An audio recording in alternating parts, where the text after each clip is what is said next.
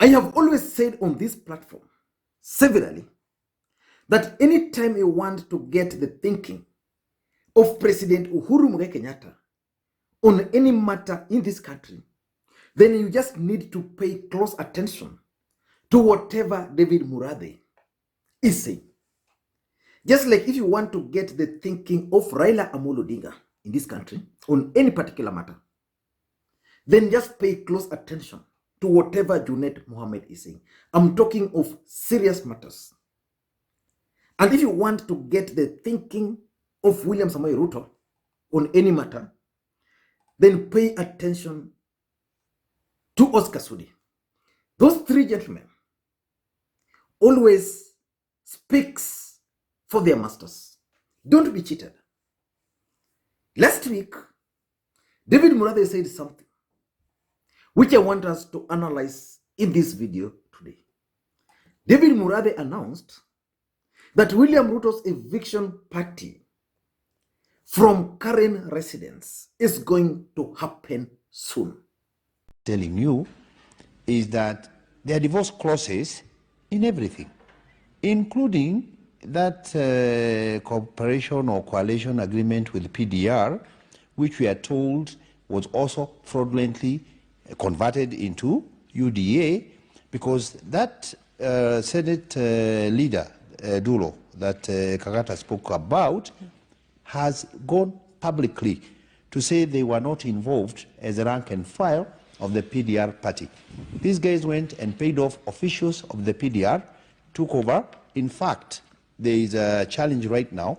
And like I said, when you have a coalition agreement with somebody, there's always an exit clause about how you can stop doing that. And that one is coming. About the DP, I think the eviction party of the Hustler Mansion is loading. That one you can take to the bank. Very soon there will be an eviction party from the Hustler Mansion in Karen, and I can assure you it is loading. Impeachment of the Deputy President William Ruto. However it happens, they are getting out. Let me tell you one thing. That personally, I take whatever David Murathe says very seriously. I know most of you might think that whatever David Murathe said there are just mere threats. I don't think so, for two reasons. Number one, David Murathe is a close ally and one of the chief advisors to President Uhuru Kenyatta.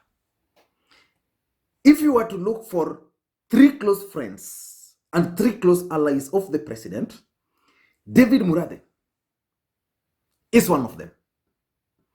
When William Samoei Ruto was joining hands with the President Uhuru Kenyatta, David Murathe played a key role.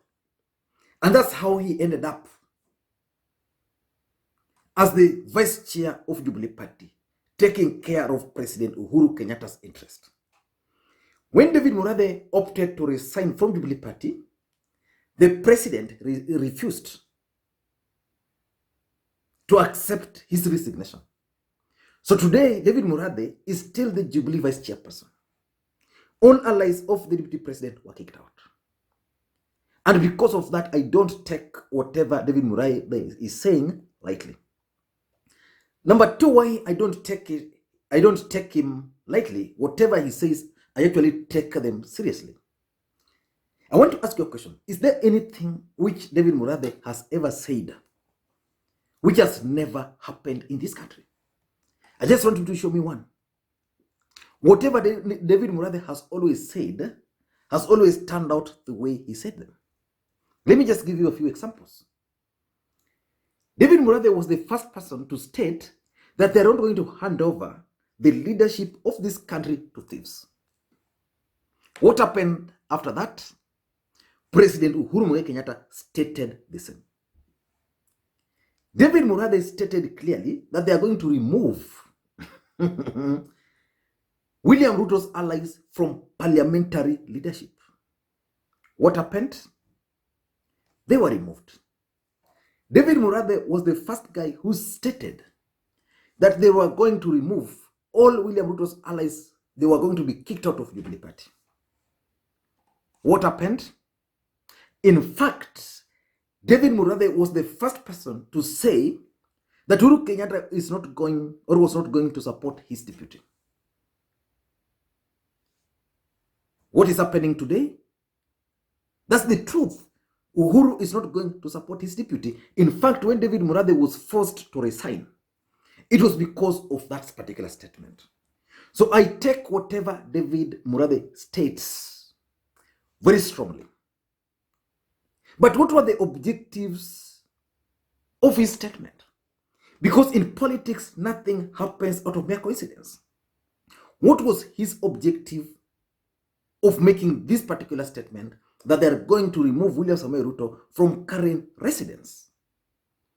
Now, before we go into those details, if you are watching this video for the first time, please take a second or two and click subscribe button so that next time we produce a video like this, YouTube will automatically notify you. And to the subscribers, please, I want to continue. Thank you guys. But give this particular video thumbs up. What were some of the objectives? Now, before we get into that, I want to ask you a simple question. Do you think it is a good idea, politically speaking, I'm talking of politics, for President Uhuru Kenyatta to engineer the eviction party of William Samoei Ruto from current residence? If you ask me, it's not a very good idea, politically speaking, although it has its advantage. Number one, it's going to provide, I'm saying this before we get into the objectives, so just stay on. Number one, it's going to provide William Ruto's allies with agendas for their rallies. If you've been following William Ruto and his brigades, their agendas are always formed by whatever utterances are either made by Raila Odinga, Uhuru Kenyatta's allies, or even President Uhuru Kenyatta himself. When BBI came, because Raila was pushing for it, because Uhuru was pushing for it, because Murathe was supporting it, they went there and made it their agenda. I strongly believe that they can easily turn that eviction party into an agenda.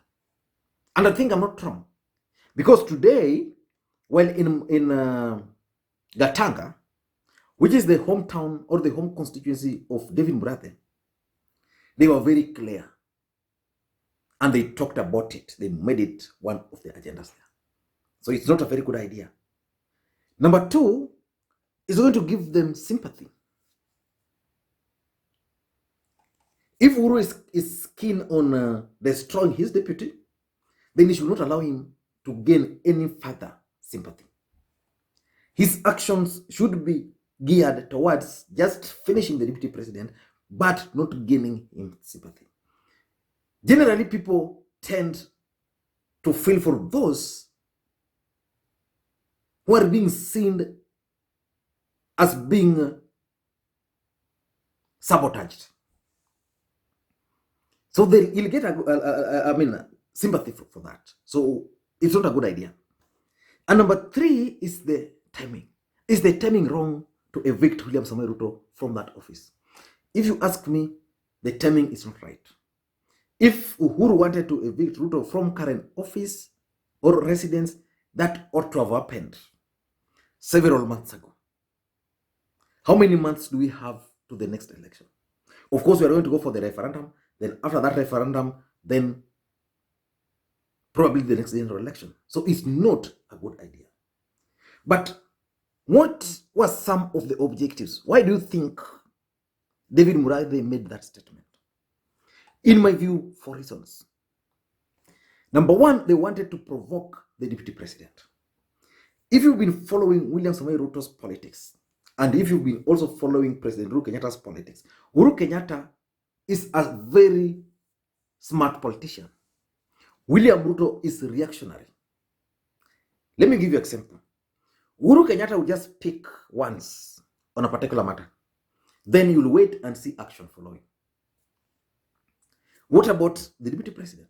For example, Uhuru Kenyatta just stated the other day that he's not going to hand over power to his deputy. He stated that if William Samoei Ruto is not comfortable with the performance of the government, then he should just go. You'll never hear President Uhuru Kenyatta mentioning the same again. So that's President Uhuru Kenyatta. William Samoei Ruto is reactionary. So those statements normally provokes him to talk. And basically, that's what the president enjoys. When the deputy president is angry, then he talks, he makes moves. Some of those moves are not good politically speaking. And that's what Uhuru Kenyatta wants. I want to give you the example of Raila Odinga. Whenever Raila Odinga talks about Ruto strongly, then Ruto becomes very angry. Then makes that an agenda for their weekend rallies. Uhuru Kenyatta is very good at provoking Ruto. So today is using David Murathe to provoke the deputy president. Number two, I think William Ruto is likely to be impeached. Because I remember in the same clip, David Murathe was asked whether the eviction party entails the impeachment, and he said whatever or whichever will come. Let me tell you what's going to happen. One of the grounds for impeaching William Samoei Ruto is misuse of office.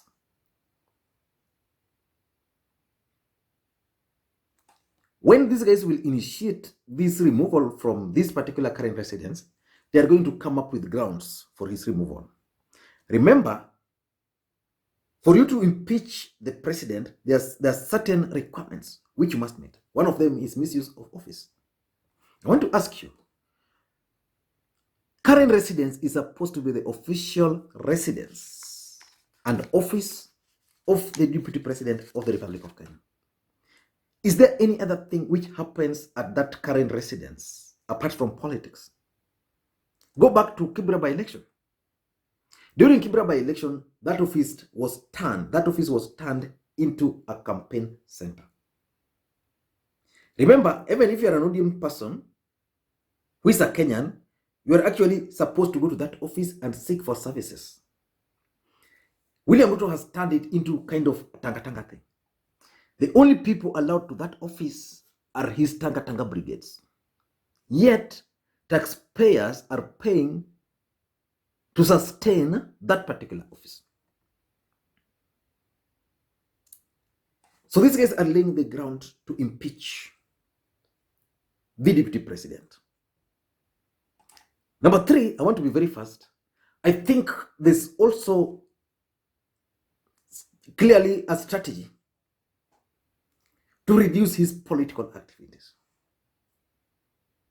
You know, current residence provides William Samoei Ruto with all the facilities he needs.